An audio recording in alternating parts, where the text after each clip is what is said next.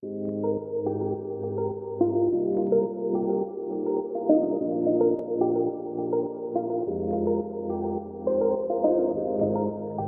is kind of the front door that allows your heart to be open to it. And then curiosity and humility are what really let you enter into it. The word you used, open, is the central word to describe all three of those values. Empathy, curiosity, and humility all offer a complementary notion of openness. Empathy means an openness to other people's stories, other people's identity, other people's experiences. It doesn't mean identifying with them. It doesn't mean trying to assume that you have the same story as theirs. It simply means I want to hear your story. I want to see you. You know, that South African word, sawubona. I see you. I recognize your humanity.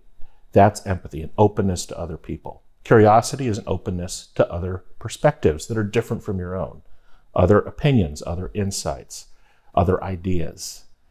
Those first two, empathy and curiosity, are at the heart of what it means to be warm-hearted, open to other people, and open-minded, open to other perspectives, two of our core values.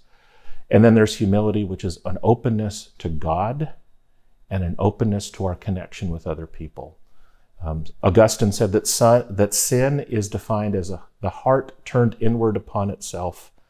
So if we practice empathy and curiosity and humility, it orients us away from an inwardness toward an outward disposition to other people, other ideas, to God, and to each other.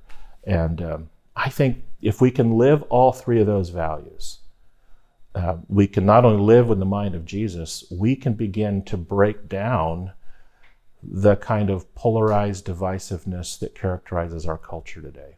And if the church can't exhibit those things, the church who is charged to live in the example of Jesus, then how can we expect the world to do differently? Thinking about the world here too, kind of thinking outside of the church bubble for a second. We're in between seasons of Ted Lasso right now. Oh, yeah. All right. So you've watched the show, right? Oh, I love the show. Yeah. So I did a little bit of character study to get ready for that. And I was reading some articles that Jason Sudeikis wrote about what he was trying to accomplish with Ted Lasso. And I think we're seeing that play out right now through all the characters in Ted Lasso, right? Jason wanted to explore an antidote to toxic masculinity. Now, I realize this may not speak to half of our audience who identifies as female, but maybe it will. Let's reflect for a second on how empathy, humility, and curiosity might help with some of the toxic masculinity that exists within us, whether we're churchgoers or not. Right? Jason says that through those characters on Ted Lasso, many of them are men, some of them are also female, dealing with hurts and hang-ups and things that are keeping them from really interacting well with each other.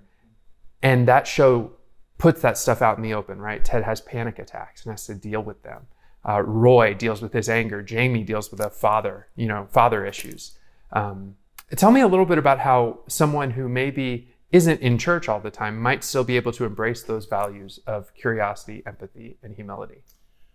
Well, the reference to Ted Lasso is so profound because it really has connected to so many people where their stories are, where they have either experienced harm or they have perpetrated harm on other people.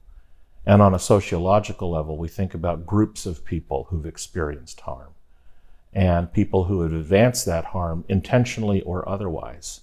So a series like Ted Lasso courageously brings those stories to light. And so to live in the mind of Jesus would shine a light on any way that we have offered harm, caused harm, either personally and relationally or systemically, communally. And you can point to any of a number of examples. Racism, sexism, discrimination against LGBTQ persons, the kinds of stigma that we associate with people fighting mental health illnesses, the underinsured. I mean, the whole list could go on and on and on. Gun violence, all of those ways that our political entrenchments have reinforced our tribalism that's making the harm deeper and greater rather than working toward the common good. Right. And so what if, I say at the end of the midweek message, imagine yourself, and if I imagine myself exhibiting the qualities of empathy, curiosity, humility toward generosity and compassion. Imagine myself living that way. Imagine the church being that way. Imagine society being that way. Could we dare to believe that that harm that gets inflicted upon people could become mitigated? I think we would call that a realization of the kingdom of God.